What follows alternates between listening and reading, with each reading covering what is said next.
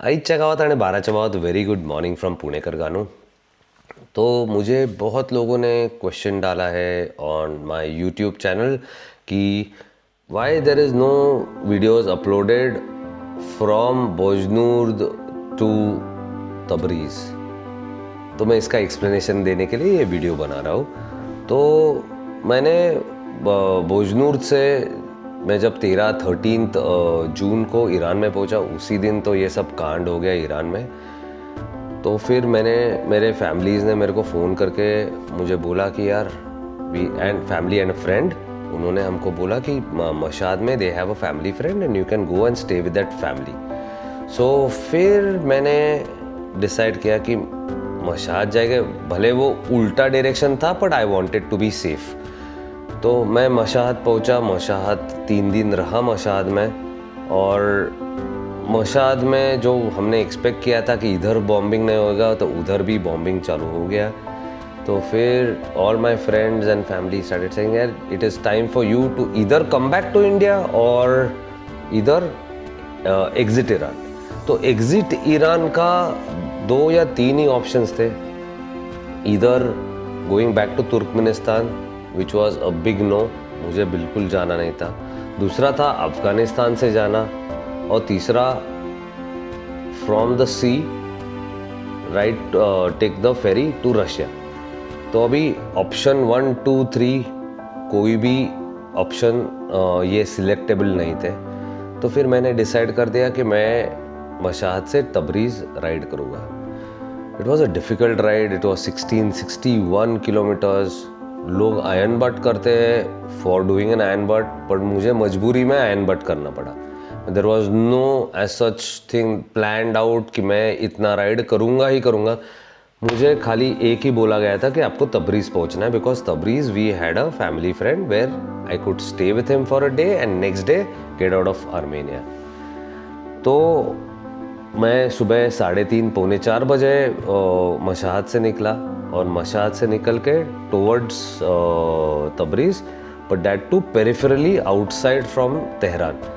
तो जब मैं एक्सटीरियर तेहरान के इधर पहुंचा तो उधर टेम्परेचर्स थे यार 47 डिग्रीज, यानी ऐसा सिचुएशन हो गया था कि मेरे आँख ही बाहर आ जाएंगे। कैसे चला है क्या मालूम नहीं, भगवान मेरे साथ में थे। मैंने खाली पूरा एक एड्रेनल फोर्स लगाया खुद को और चलता रहा कंटिन्यूस, हाँ विद अ स्लो पेस में चलता रहा। तो ऐसे करते मैं 3:30, 3:15, 3:30 बजे तबरीज़ पहुंच लिया। एक बार तबरीज़ पहुंचा तो मैं बोला यार अभी तबरीज़ पहुंचा हूँ, अभी मैं मेरे फैमिली फ्रेंड के घर पे जाऊँगा, एक 8-10 घंटे की नींद निकालूंगा, दूसरे दिन सुबह उठ के ये कंट्री को एग्जिट मारूंगा। पर destiny had its own different role. मैं सिटी एंटर करते करते ही एक भैया आए मेरे गाड़ी में और मेरे को बोले कि आप भैया थोड़ा साइड में आना, आपसे बात करनी है। मैं सोचा यार कुछ तो रहेगा, ऐसा रुकना नहीं चाहिए था। मैं अगर रुकता नहीं था तो वो बहुत सीरियस मैटर होता था। मैं गया साइड में, फिर मैंने उससे पूछा सर क्या है, तो बोला कि मुझे आपकी बैग चेक करनी है। तो बोला कि सर ऐसे कैसे मैं बैग आपको चेक करने दूँ, आप कौन हो, क्या हो, आपका आइडेंटिटी दिखाओ। तो उसने दिखाया, वो पुलिस था। बोला कि अभी we are in war and we have to check your luggage, we are checking every once luggage. ठीक है, you can check my luggage, I don't have anything. तो वही टाइम पे वो सिंगल कॉप था, तब तक कुछ प्रॉब्लम नहीं था। एक के बाद में 16-17 एके वीके सब लेके तो मेरी थोड़ी सी अंदर से फट गई थी, भैया ये कुछ तो अलग मैटर होने वाला है। तो फिर उसने सवाल जवाब चालू किए, कहाँ जा रहे हो, किधर से आए हो, क्या कर रहे हो, ये वो फलाना फलाना। और I was carrying a drone which I use for my videography in my YouTube. तो उन्होंने मेरे को पूछा, Iran is forbidden for drone, how did you manage to get a drone inside. मैं बोला कि I have come all the way from India through China, through Nepal, through China, through Kazakhstan, Uzbekistan, Turkmenistan, all these countries have forbidden laws for drone. But in the immigration or at the what do you call, yeah, immigration check, you have to declare that you have a drone, and you have to give them a consent in writing that I have a drone which is 249 grams, which is an official non-licensing drone, but I am not going to use this drone inside your country, which is forbidden. Because बाद में Armenia, Georgia में तो, और इसके बाद में Turkey में और यूरोप में ये ड्रोन का कोई बैनिंग का इशू ही नहीं है, खाली ये GIS कंट्रीज में इशू है. तो ये सिचुएशन में मैंने फिर उनको बोला कि आपके इधर जब मैं एंटर किया ईरान, तो वो टाइम पे आपके इधर बैग चेक करने के लिए एक भी बंदा नहीं था. तो फिर ये मेरा मिस्टेक थोड़ी है. मैं जब अंदर आता हूँ आपके कंट्री में, मैं चलो ये टाइम मैं तो टॉय ड्रोन लेके आया, मैं AK-47 लेके आता था, मैं मरुआना लेके आता था, मैं रॉकेट लॉन्चर लेके आता था, मैं कुछ भी एक्सप्लोजिव लेके आता था. तो आपको कैसे समझता था? It is a basic fault of your immigration and this is not my fault. तो फिर वो थोड़ी सी बहस होने लगी. तब तक ज़्यादा मॉब हो गया था, तो उन्होंने मेरे को बोला sir you have to sit in the car and we have to take you. तो मैं बोला मेरा बाइक कौन लेके जाएगा? तो एक ऑफिसर को दिया बाइक और मुझे एक सर्टन लोकेशन पे जाके मेरे ऊपर मास्क लगा दिया उन्होंने. तो मास्क लगाने के बाद में मेरे को थोड़ी वो टाइम पे यार अनसर्टेनिटी हो गई थी कि ये पुलिस ही है या ये हाईजैकिंग है, कुछ समझ में नहीं आ रहा था. I just close my eyes and I prayed to God कि मुझे इससे अच्छी तरह से बाहर निकाल दो.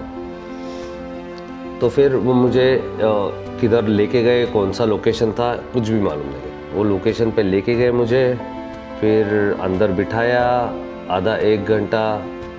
फिर उसके बाद में कोई कुछ बात नहीं कर रहा था, खाली मुझे आके आप डरे हुए हो क्या, आप डरे हुए हो क्या. तो मैं बोला यार मैं घंटा में किससे डरता नहीं लाइफ में, मैं क्यों डरूंगा. मैंने कुछ अगर क्राइम किया है तो मैं डरूंगा, मैं क्राइम ही नहीं किया है तो मैं क्यों डरूंगा. तो फिर I just was normal chatting with them. I made them very comfortable. Because मेरे साथ में और भी लोगों को पकड़ा था, फॉरेन नेशनैलिटीज, आवाज़ से समझ में आ रहा था. They were started shouting we want to call our embassies, फलाना फलाना ढमका. मैं चुपचाप बैठा था. तो मुझे बोल रहे मेरे आपको एम्बसी को आपको कॉल करना है क्या. मतलब why should I call my embassy for, I have nothing to show, nothing to, you have nothing to prove against me. Why should I poor thing call my embassy and get it involve. It has got much better things to do right now because your country is in war.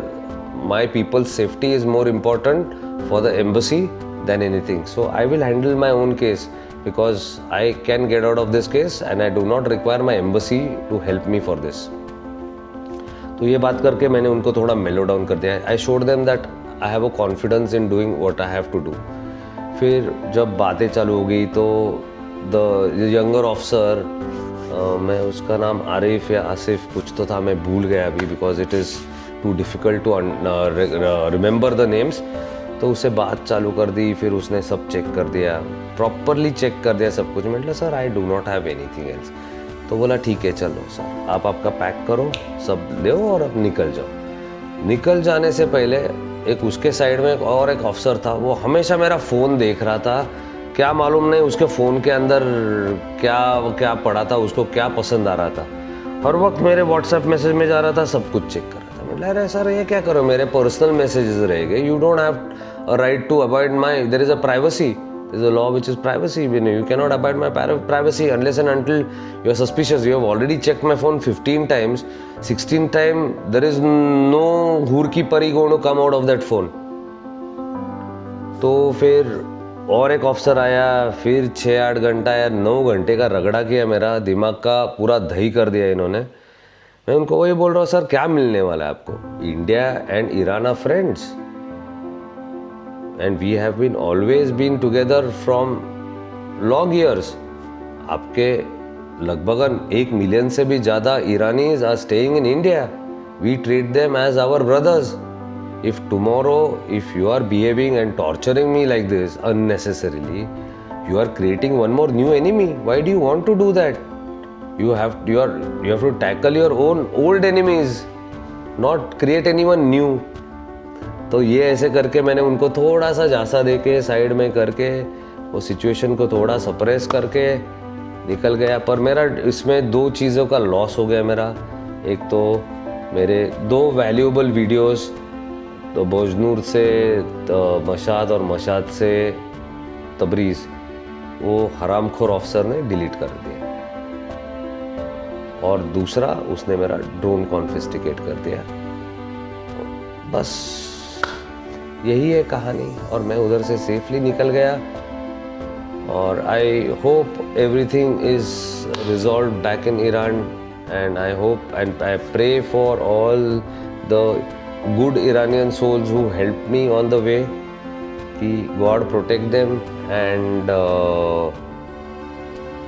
yeah, that's about it. So here I end my vlog and my explanation about my Iran tragedy. उसी कारण से मैं upload नहीं कर पाया हूँ मेरे videos. So I hope so आपको ये व्लॉग अच्छा लगे। अगर अच्छा लगे तो प्लीज़ लाइक कीजिएगा, शेयर कीजिएगा और सब्सक्राइब करना मत भूलिएगा। Signing off Punekar Ganu, good day.